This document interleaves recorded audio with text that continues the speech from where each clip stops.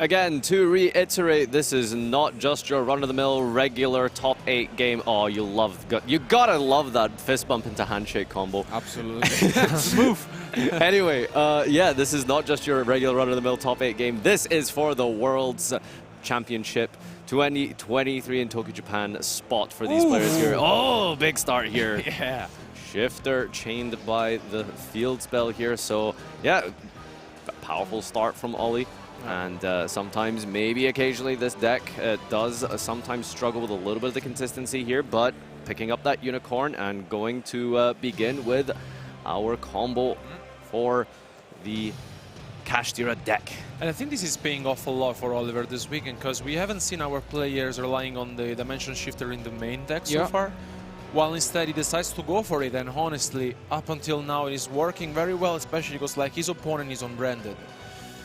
Interesting point of deck building by Ollie Newton here. He's playing the Forbidden Lances in the main deck, which is a card that we saw sort of creep up at the very beginning of Photon Hypernova, and it seems to have come back into popularity here just because of the potential books, which many people have been main decking, as we've seen. Forbidden Lance is extremely powerful. If you go second and your opponent just activates Book of Moon on your unicorn, you're in a really struggling position here. So opting to run the 2 copies of the Forbidden Lance, it also can be used defensively if your opponent tries to attack over your Ice Heart, or if they have something like a Book of Eclipse going second.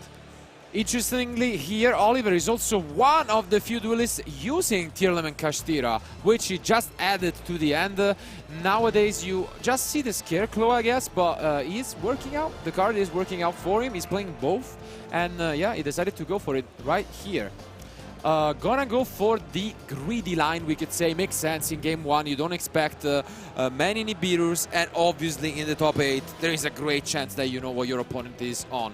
So, yeah, a bit of a standard line here with the Rise Heart banishing Big Bang from the deck, and that will be able to activate the effect to chain by the Shangri-La to detach and special summon from the hand here. And also locking a card in the process, locking a zone.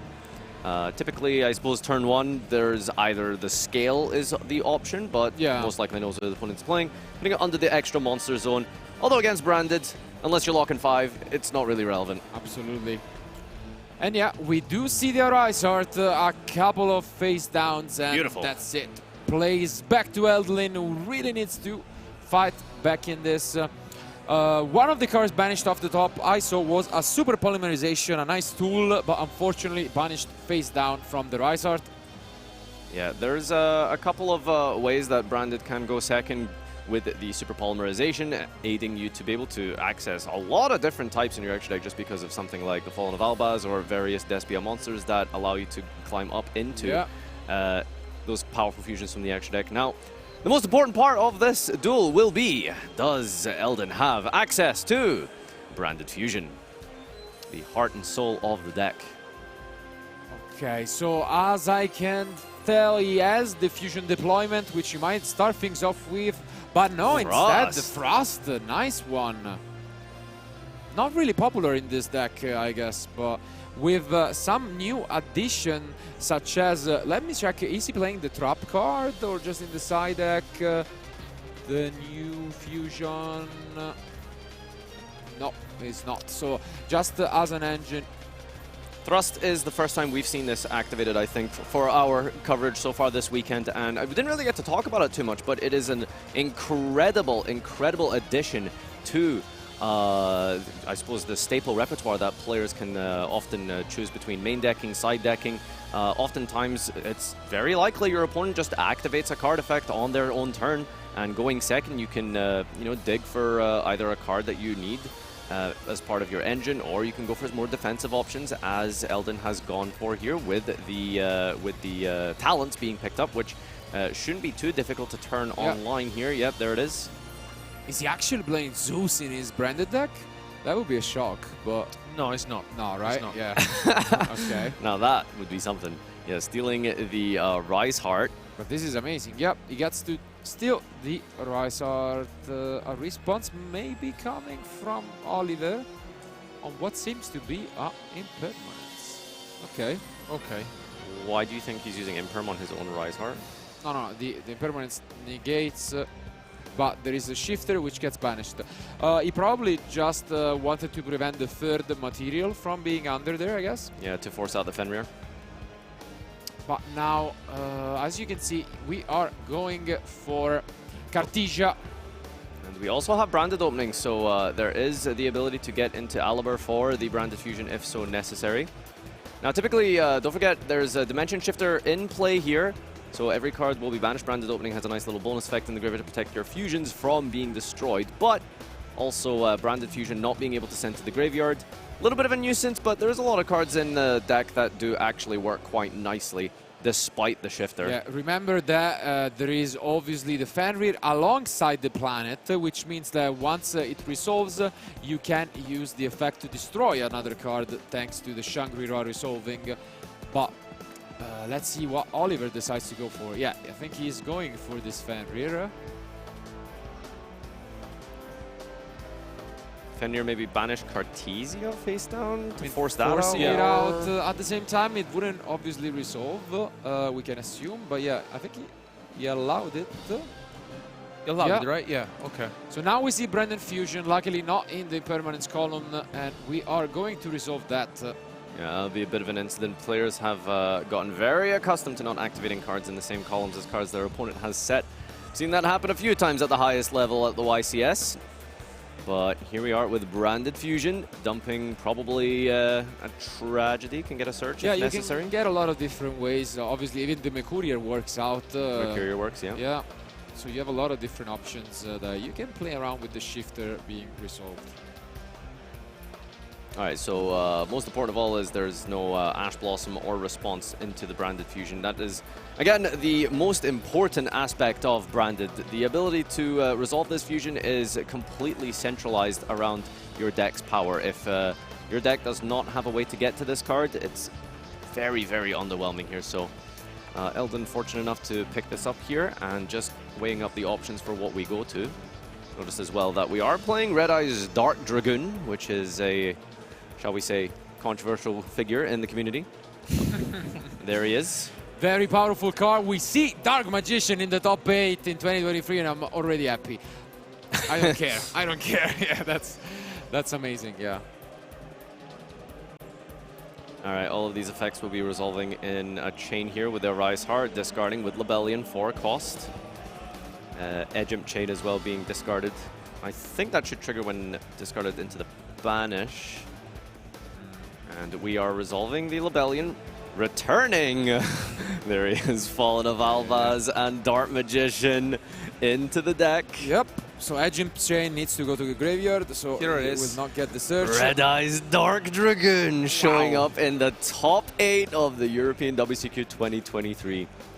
Amazing, amazing play from Eldin here. This face down has been here for a while. I'm probably going to assume it's maybe one of those lances that Ollie has been main decking. Hasn't really come up just yet.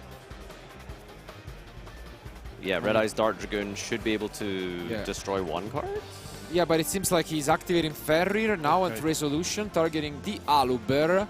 But Eldin is not chaining Cartesia. Wow, and now we are gonna get to see the planet also potentially activated after the Shangri-La resolves. Let's see if that's the case. Yeah, it seems like Eldin doesn't really want to interact with this. But yeah, as you mentioned, Dragoon, once it gets the chance, it can destroy a monster from Oliver. Yep, so the Cartesia is targeted from the planet.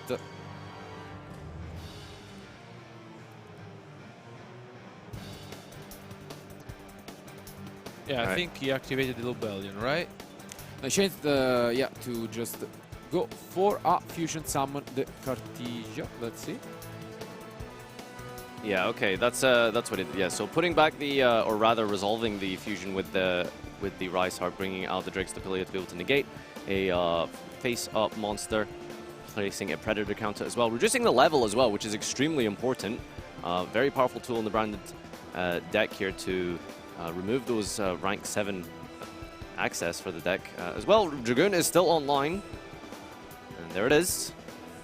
destroys and banishing the Fenrir, dealing a significant amount of burn damage in the process as well, by the way. Don't forget, he does indeed remove the life points. And also, we have mentioned this before, with the Red Death Dragoon on the line, I think it's very difficult to deal with that, especially because, I mean, now here I think that Eldin navigated this very well, being under shifter. And yeah, I mean, now here, yeah, I think it's, okay, Defender gets, but maybe Cartesia gets destroyed. Yeah, we're just clarifying how that chain resolved here, because we did use the pressure planet. Depends on what the planet targeted, but yeah, it seems as if yeah, it targeted the Cartesia to me, which would lead to it being gone. But I mean, I'm sure they will clarify it if that was the target indeed, or if it was a different one. But regardless, as you can see here, play seems to be back to Oliver. Yeah, I think they're just going through what was the target for Planet, which to me seemed like that, but maybe it was a different one and it just changed it to fusion someone with it. They're just trying to go through what happened there, absolutely. Okay, so Ollie's playing out here on the turn 3, and you can see that he's picked up an Ash Blossom from his hand, which, you know, even drawing into Ash Blossom and not opening against Branded can be pretty devastating, especially since you do want to be resolving a Branded fusion turn after turn. So I think the pressure planet must have resolved by the time that the Cartesia resolved. It brings out Drixtapelia and then the pressure planet target. I'm not sure if that's... Okay, yeah, it will be figured out now by our judges, but still here now it's back to Oliver, who is just considering whether to... Okay, yeah, I can see that they've managed to catch this here. Yeah, now they are just gonna go back to us while they fix the game state real quick, I guess. Obviously, what was down was that once the Fenrir resolved, banishing the Aluber face down, the Shangri-La was activated to lock another zone, and then when that resolved, the pressure planet activated, targeting a card from the side of his opponent, Eldin, which from my memory, should have been the Cartesia, and now they has been fixed, so Cartesia was supposed to be destroyed, which they briefly missed out on. But yeah, once Cartesia is destroyed, I guess we can resume to what was the previous game state with both the Dragoon and the Stapelia on the field. Just while our judges clarify and fix the game state here, we can just jump on over after this has been clarified, and it looks like it. We've resumed play. Yeah, it does look like we're back in this now. Okay, yeah, Ollie's turn 3 here is underway now, and we're checking our banish zone for our resources, looking at our extra deck for any potential different abilities, different monsters that we can go into to clear up this Dragoon. It's quite a difficult monster to out, and we are trying to... oh, that's the negate of Dragoon. Yeah, all right. Yeah, so discarding a card to negate and destroy, also gaining attack points in the process now. So this is now untargetable and indestructible with 4,000 attack points. Shifter's also had its effect wear off at this point still, so that won't be a concern for Eldin. And he passed, right? Did he just I think pass? Oliver passed. Yeah, unfortunately, he passed back to his opponent. And in the standby phase, he will activate the Shangri-La to special summon from deck, which allows him to potentially use his planet again. Obviously not that great of a decision at the moment. And the Dragoon is there, bossing around this Kashtira deck, it seems. Yeah, there's a really... it's very hard to out Dragoon for Kashtira. So Scareclaw, as you can see here, is one of the few ways to be able to out this. It actually has a pretty unique effect because it allows you to negate the effect of the monster while it battles continuously. It's not activated. Interestingly enough, it's one of the ways that you out the Pearly Noir because it is unaffected by activated effects, whereas Scareclaw is continuous. And so that's one of the ways in which Kashtira can deal with that. There's that Ash Blossom coming down on Patchwork. last Yeah. card in hand, which makes sense. We don't need to hold for anything here. And the graveyard's empty. We can't retrieve the Branded Fusion. We can't add back the card from our graveyard. So, yeah, there's not many options available to Eldin here. Just burn and destroy the Scareclaw, which thankfully has 0 attack points. So Oliver won't be taking any sustained damage here, but we will be attacking into the Shangri-La, protecting with its ability to detach. Are you surprised at all that he decided to then? I was going to suggest, yeah, because Scareclaw. now he can't use any of his... Yeah. No, what I mean is you can just get rid of the Shangri-La instead of the Scareclaw, right? Because the Shangri-La now summons from deck. Like, instead, what I would have done was probably leaving the Scareclaw instead, right? Which is more of a negative thing. Now you instead get to search your deck for whatever. It could be a Unicorn, it could be a Fenrir. So I think I would have attacked over the Shangri-La and then destroyed it with the Dragoon, maybe. But yeah, I think Eldin maybe a bit of a misstep there. Leaving your opponent up with a free special summon out of the deck is not ideal here, especially standby phase, searching out Rise Heart with the Fenrir. and now it's Dragoon against the Ward with pretty much 4 cards in hand, and only Dragoon with no cards in hand anymore for Eldin. But I mean, yeah. We're going to try find that out here, and there is a Rise Heart in the hand that we just searched out. Special summon, go for some rank 7 plays. Let's check out the extra deck. Let's see what we have as options here. Do we have any non-targeting abilities to get through this? Seems as if it's going to be Looking, very looking difficult. pretty slim. Yeah. Yeah, I mean, the best way to do it could also be, thanks to the Pressure Planet, you know, boosting the attack of all your monsters. Maybe you can find a way to attack over it by just destroying it by battle. Potentially, but remember, Dragoon has also gained attack points Yeah, I from the think negate. only 1, right? Yeah. 4,000, yep. So 500, I guess. That's 1,000, isn't it? 1,000, yeah. So it's 4,000 at the moment. Yeah, this is definitely not an easy task, but there are some ways that you can go for this. One of them, at the very worst case, could be the Zeus. Here's Rise Heart being recycled here, and remember, limited to 1. It's really hard to maintain that Rise Heart, especially if it gets outed initially. So you have to do your best to recycle it as best as you can with the Theosis, I think that was. Mm-hmm.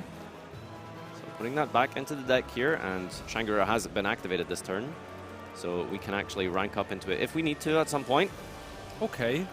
Yeah, I think the Zeus is the way Yeah. you clear this, it seems, for Oliver, but at a very high cost.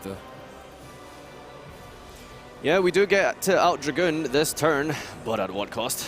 It will be Yeah, a Shangri-La Crash it seems so. and protection with 0 attack points.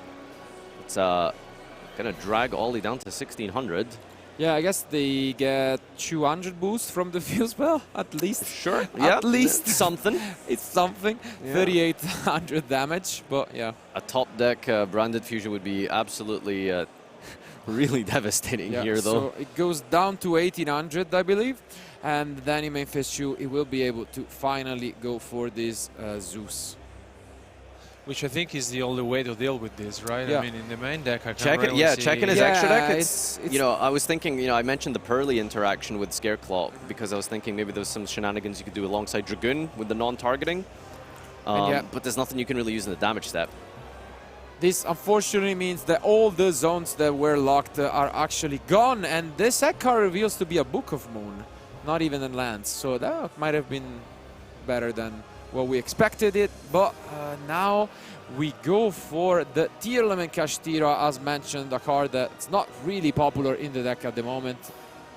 Really wondering what the Kashtira Tearlament offers you. It's an just extra an way to... extender, yeah. It's pretty much another name alongside the Scareclaw to extend your plays, but... Tribute summoning Wow. card. Okay. All right. Yeah, you can do your old classic special summon level 7s for free, or just keep it old school and perform a tribute summon with your 7-star monster, removing 2 monsters. That works. Yeah. Very important here, though, because the Unicorn gets you the Birth, and Birth is an absolutely fundamental tool in the grind game. No, well played here by Oliver. Yeah. Gotta give it to him. Yeah, it's important, especially when you're depleted on resources here, to get access to Birth ASAP. And especially he already recycled, as you mentioned, the one on Rise Heart, which means he has access to it again. And we've used Shangri-La this turn, so It should be quite easy to Yep, rank up into. absolutely. Now, speaking about the long game here, I'm just wondering if maybe Eldin should consider conceding, or I suppose we're just waiting to see if we can draw Branded final Fusion. top deck. This could be picks it. up, there And it yep, is. he picks up his car. Oliver takes game 1. Definitely impressive stuff here. Both players giving it their best, and how can you blame them? There is a World Championship spot on the line, and a 20-minute game 1. Yeah, that was a big grind back and forth there, and I think he just about managed to close it out with that out to Dragoon with the Zeus. I think it was very impressive anyway from Eldin, because basically navigated very well being under shifter, and basically was able to put up a couple of fusions and the Dragoon, which was huge, honestly, and I think forced on one way Oliver basically to go into the Zeus, and he paid off. So it's yeah, it worked out in the end. I think, you know, if that shifter wasn't in play, there would have been a way to retrieve the Branded Fusion and give him a better turn turn 2 Potentially, so potentially. it's yeah, that's the issue, right? Like, shifter is not completely debilitating for Branded. Yeah. But losing that Branded Fusion in the graveyard as not being able to recycle, Absolutely. really strong. I'm not sure. At the same time, I feel like obviously one of the turning points was also the decision to leave that Shangri-La on the field, instead destroying the Scarecrow. I feel like that could have gone maybe not entirely different, but even that same turn, you force your opponent to use a lot more resources. They wouldn't have access to Farrier. They would have needed to use the Tirlem and Kashtira to make a Shangri-La. So maybe that could have gone another way, but regardless, it's still far from over. And as they move to the side decks, now it will be the opposite, with Eldin going first and siding some of these tools for this matchup. What do you guys suggest? Well, playing the Necroworld Banshee strategy in the side deck is something I'm a fan of, because it hits a lot of different decks like Dragons and Flow Under. But speaking about Kashtira in this matchup here, he's got a pretty well-balanced side deck here. Is there anything in particular you see good useful in his matchup? The thing is that he's playing a Darkhold, but I mean, he's going first, right? So I mean, playing Branded, you really want to put on the field as many pressures as possible. You know, going with the Mirror Jade most likely, and the Branded in red. I wouldn't side in a lot of cards, honestly. Yeah, I'm looking and I'm not seeing too many blowout cards here. And how can you blame him? It's still a combo deck, and now he's going first, so the pressure is on Oliver. Our duelists are ready. Let's find out who the winner of Game 2 will be.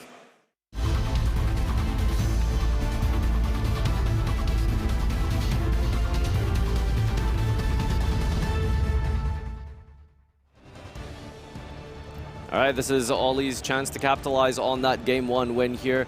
1 game away for him to get to that World Championship. Eldin gonna have to perform a bit of a reverse sweep here, as we're gonna line up and go first. Does Ollie draw a Dimension Shifter? That's the question. Oh, why does?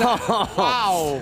He's Shifter Bell? Shifter Bell, Impermanence and Prosperity. And I think also Fenrir. okay,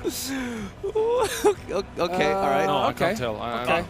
Well, it ain't over till it's over. Eldin. Average and What? yeah, like, Weakest Kashtira hand. Okay. are we not using it now though?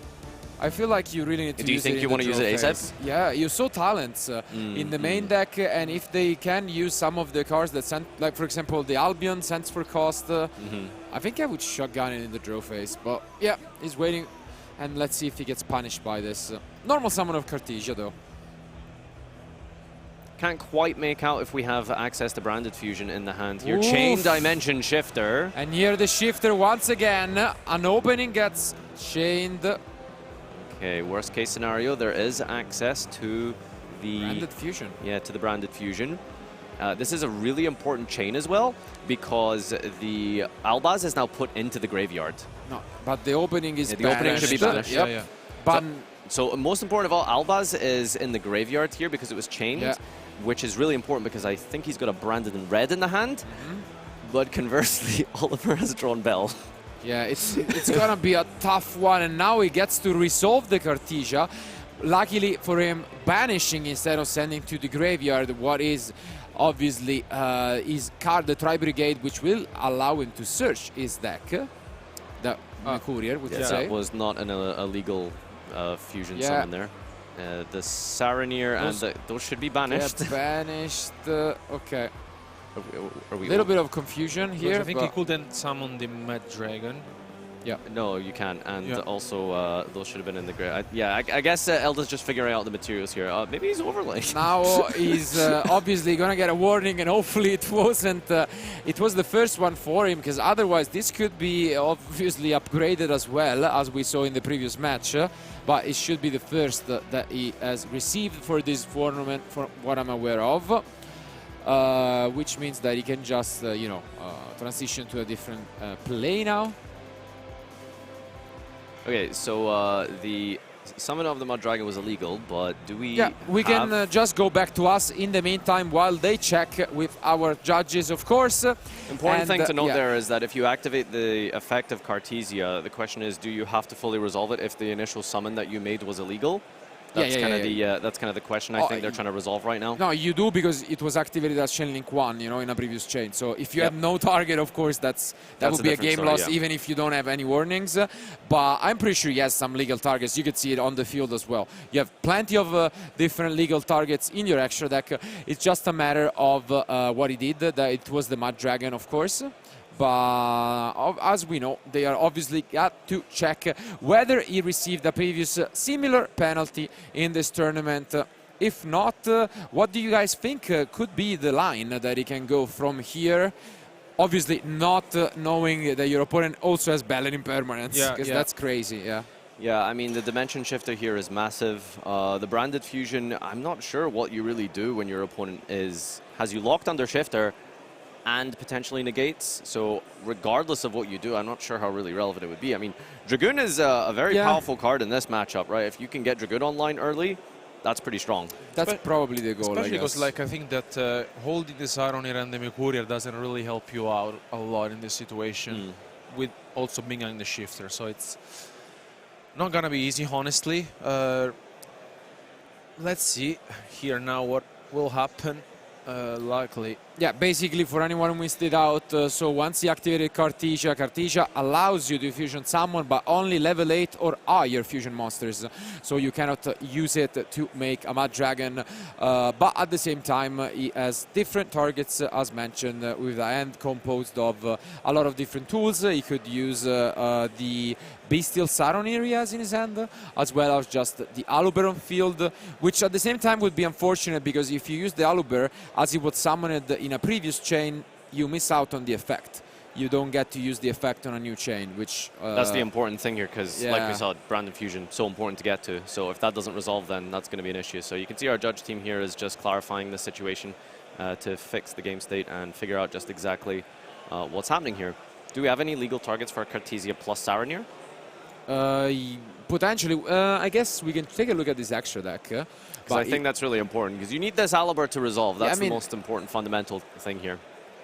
The thing is, you have so many. Even just the Grand Guignol you can always summon, right? Yeah, with any light or dark. So you can go for the Grand Guignol at any time. Worst case scenario, he should be able to access Branded Fusion. That's the most important thing. How do you think about this matchup in general? Do you believe it's sort of balanced? Do you think any deck has one sort of favored outcome? I think that in general, Oliver was advantage in this kind of matchup because he was main decking the shifter, which of course, is a 3-off. But in general, if you draw it in game 1, is of course super impactful.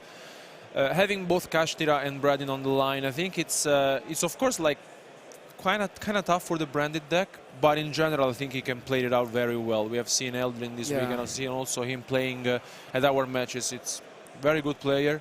The thing is, based on engine, maybe that could be the case, but unfortunately for you guys, I bring bad news for fans of the branded deck. Unfortunately, Eldin was upgraded as per previous penalties to a game loss, which makes it so that the end of the top 8, and the winner is Oliver Newton with a 2-0 victory. He is the one who most likely now qualified for the World Championship later on this summer in Tokyo. What a way, of course, emotions will be a lot, and as we will go through the remaining top 8 matches for you guys, we will be able to showcase the entire team, the entire roster that will be representing Europe at the World Championship 2023. Yeah, massive congratulations to Oliver Newton. You know, like we said, a very accomplished player, two-time national champion. Maybe gets to add world champion to his repertoire. That would be an amazing accolade to take away from this. Especially, but before he does that, obviously there are 2 more matches remaining for the day, because surely it's an amazing accomplishment to qualify for the World Championship, but don't lose your focus. You can still become European champion, and that is a huge accomplishment to do, especially with a field and a top 8 that is so stacked as the one that we have today. Regardless, guys, thank you for being with us, but before we go... Yes, yeah. Okay, We've got end of phase response. I have a response I'd like to... Okay. So, before you leave us here, this is our, first of all, our last match that you'll be seeing from us here in Team Italy/Scotland. Of course, we'll have the top 4 and final coming your way very shortly. But we have a giveaway just before to end off. So I have the final card to reveal here. It is... give me a second. Boureibes du Nouvel. Boureibes du Nouvel. So, check the social media links in the comments, or in the chat, sorry, in YouTube or on Twitch, wherever it is you may be watching. Fill out the Google form with all 10 cards that you've seen this weekend, and you can join that giveaway. Absolutely, thank you, and make sure to sum up as Nadir mentioned, but as he also mentioned, this was the last match that we had the pleasure to do commentary for. Thank you a lot for watching us and for the feedbacks, but we leave you in amazing hands as Leo, Seb and Tom will do the commentary for the semi-final and the final match crowning the 2023 European champion. We will see you though later on, obviously, on the prize ceremony and when we will find out the 7 players representing Europe. Thank you guys again. Keep watching and we'll be back soon with more live content from Utrecht.